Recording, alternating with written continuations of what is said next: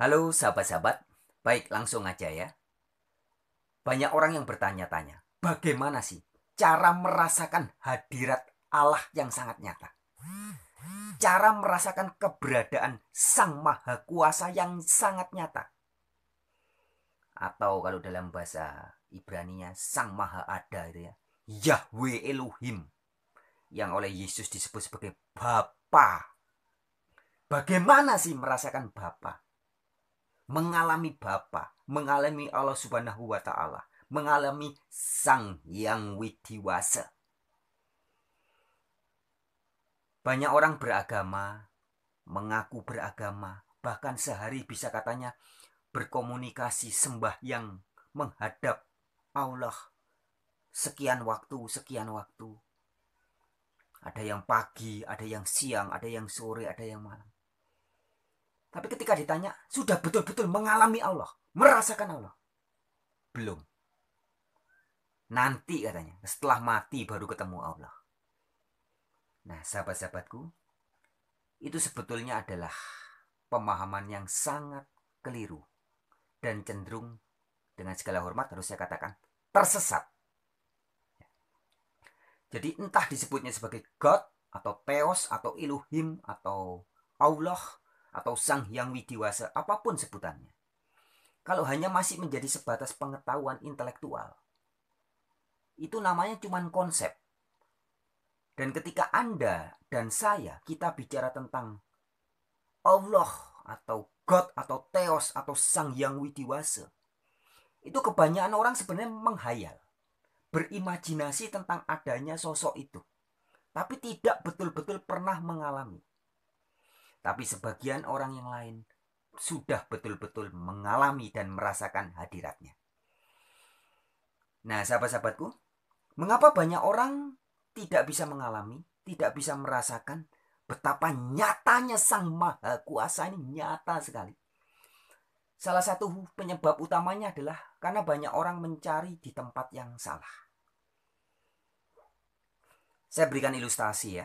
Kalau kita mau bertemu mencari Presiden Republik Indonesia, jangan carinya di gedung gubernur, atau kantor bupati, atau di kantor Pak Camat, atau di pantai, atau di sungai, atau di danau, jangan. Ya cari di tempatnya biasa dia berdiam diri, di mana? Di Istana Kepresidenan Negara di Jakarta sana. Itu ilustrasi ya. Kalau kita mau ketemu dengan air laut, air asin, ya carilah di laut. Jangan cari di sumur, cari di danau, cari di pinggir sawah, cari di sungai. Cari di padang gurun, di padang pasir.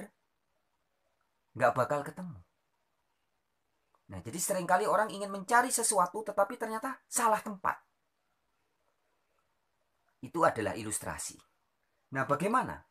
Di mana cara kita bisa merasakan dan mengalami Sang Maha Pencipta yang sangat nyata? Orang-orang yang sudah masuk dalam tataran makrifat, orang-orang syufi, para spiritualis-spiritualis, para agamawan yang sudah bukan di ranah agama lagi, tapi sudah mencapai ranah spiritual, semua sudah tahu. Dan sebenarnya di dalam agama juga diberitahu sangat jelas sebenarnya. Tapi banyak orang tidak memperhatikan. Ya. Jadi Bible atau Alkitab atau kitab suci dan juga Al-Qur'an ya, memang tidak ada Allah di situ. Atau kita membaca Alkitab, kita tidak akan menemukan Allah di situ. Yang ada adalah cerita tentang Allah. Kisah atau kabar-kabar tentang Allah, tentang Sang Maha Pencipta. Jadi kitab suci itu hanya memberitahu tentang. Tidak bisa Anda membuka Alkitab yang terbuat dari kertas atau Alkitab elektronik, tiba-tiba ketemu Allah di situ, ketemu God, itu tidak bisa. Tapi Alkitab dan Al-Quran atau kitab-kitab suci yang lainnya memberitahu caranya untuk menjumpai Allah. Nah, caranya bagaimana?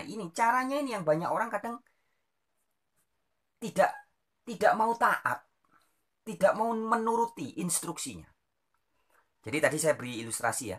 Kalau kita mau ketemu dengan presiden, ya datanglah ke tempatnya, ke istana presiden.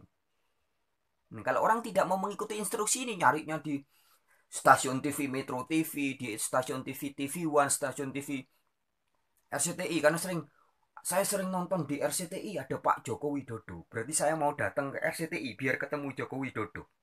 Ya nggak bisa. Loh, saya kan sering lihat ini setiap hari muncul di Metro TV Presiden Joko Widodo. Wah, berarti saya akan ke Metro TV biar ketemu Joko Widodo. Nggak bisa. Mau ketemu presiden carinya di Istana Negara. Itu ilustrasi sahabat-sahabat. Nah, demikian juga Alkitab atau Al-Quran itu banyak berbicara tentang Allah, tentang God, tentang Theos ya. Berarti, wah saya akan cari di sini pasti ketemu. Loh, ini banyak bicara. Nggak bisa. Tapi kita harus mengikuti apa instruksi yang diberikan. Dalam Al-Quran surat Qaf, surat 50 ayat 16 jelas dikatakan. Di mana sih tempat Allah kalau Anda dan saya mau ketemu? Sangat jelas. Tapi banyak orang tidak memperhatikan. Al-Quran surat Qaf, surat 50 ayat 16 dikatakan. Allah lebih dekat dari urat nadimu. Berada lebih dekat dari urat leher. Nih urat leher saya di sini. Nah Allah di mana? Lebih dekat. Duh, kalau lebih dekat dari urat leher saya, terus saya nyarinya ke Arab, saya nyarinya ke Australia, saya nyarinya ke Amerika, saya nyarinya ke pantai, saya nyarinya ke Gunung Kawi, saya nyarinya ke bangunan gedung yang diberi nama gereja atau diberi nama pura, diberi nama vihara, diberi nama oleh manusia sebagai masjid. Bangunan-bangunan dari batu yang disusun sedemikian rupa dengan karya seni yang tinggi. Apa bisa ketemu di situ? Nggak bisa. Al-Quran sudah memberitahu. Dia adanya di mana? Lebih dekat dari urat leher. Tidak dikatakan Allah ada di pura, ada di gereja, ada di masjid. Tidak. Bagaimana dengan Bible? Yesus sendiri atau Nabi Isa mengatakan, Allah di dalam kamu. Yesus menyebut dia sebagai Bapa. Bapa di dalam aku dan aku di dalam Bapa. Para rasul juga mengatakan, Bapa di dalam kamu. Maka dikatakan bahwa tidak tahukah kamu bahwa tubuhmu adalah bait Allah, adalah rumah Allah. Kuasa roh Allah diam di dalam kamu. Jadi di mana? Di dalam kita. Lebih dekat dari urat leher. Nah, jadi segala pencarian manusia tentang Sang Maha Kuasa itu, ketika dicarinya keluar diri, pasti nggak ketemu. Nyari dimanapun, mau nyari ke gunung, ke lembah, ke bangunan-bangunan bikinan manusia apapun, nggak bakal ketemu. Kalau mau ketemu mana? Carilah di dalam diri. Jelas ya. Maka Om Ebit GAD membuat lagu. Lagunya gimana itu? Tentang renungan. Tuhan ada di sini, di dalam jiwa ini. Berusahalah agar dia tersenyum. Ho ho ho. Ya, sekali lagi. Di syairnya lagunya Ebit GAD.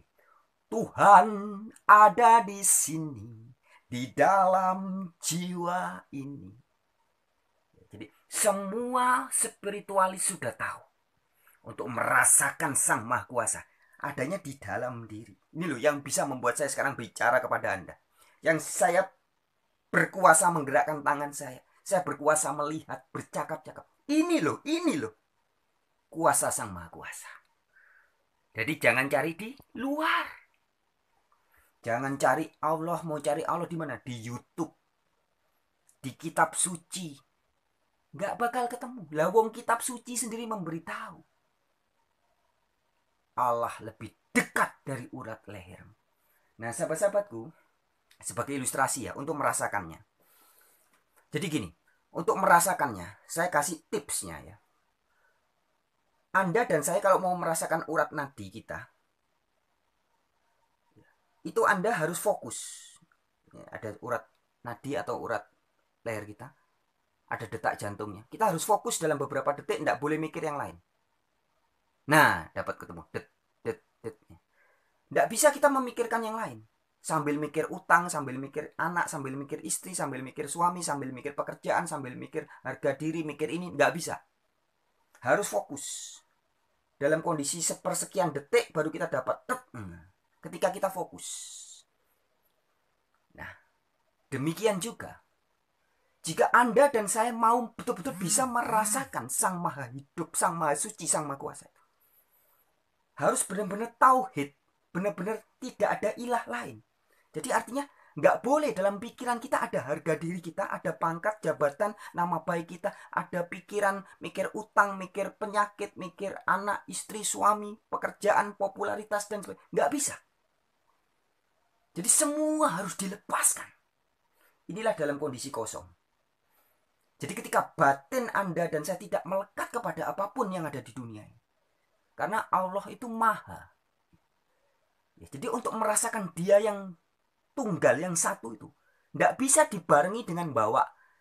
Aku mau merasakan Allah sambil membawa nama baikku. Sambil membawa harga diriku. Sambil membawa masalahku. Sambil membawa agamaku. Nggak bisa. Semua harus kita lepaskan.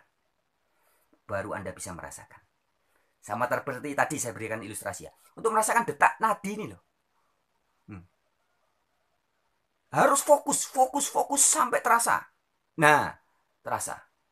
Fokus, nggak bisa mikir yang lain. Nggak bisa sambil mikir apa-apa, nggak bisa. Nah, demikian juga untuk mengalami dan merasakan Sang Maha Hidup, Maha Suci. Nggak bisa jika ego kita masih ada dipenuhi dengan dogma ini, doktrin ini, ajaran itu. Nggak bisa. Apalagi dipenuhi dengan masalah, dengan popularitas, dengan keinginan, dengan cita-cita, dengan ketakutan, dengan kekhawatiran. Nggak bisa. Merasakan dan mengalami Allah. Harus lepas dari segala sesuatu. Sebab dia tidak bisa dibarengi atau disamakan dengan yang lain. Dia harus diletakkan nomor satu. Fokus. Makanya di Alkitab dikatakan. Mencintai atau mengasihi Allah dengan segenap hati, segenap pikiran, segenap jiwa, segenap akal budi. Jadi fokus. Tidak bisa saya mau merasakan Allah tapi saya juga mikirin anak. Tidak bisa. Saya mau merasakan Allah tapi juga memikirin istri, memikirin suami. Nggak bisa. Mau merasakan Allah tapi juga memikirkan harga diri, kehidupan saya, kesehatan saya, ketakutan saya. Nggak bisa. Semua harus dilepaskan. Nah, sahabat-sahabatku, nyata ya.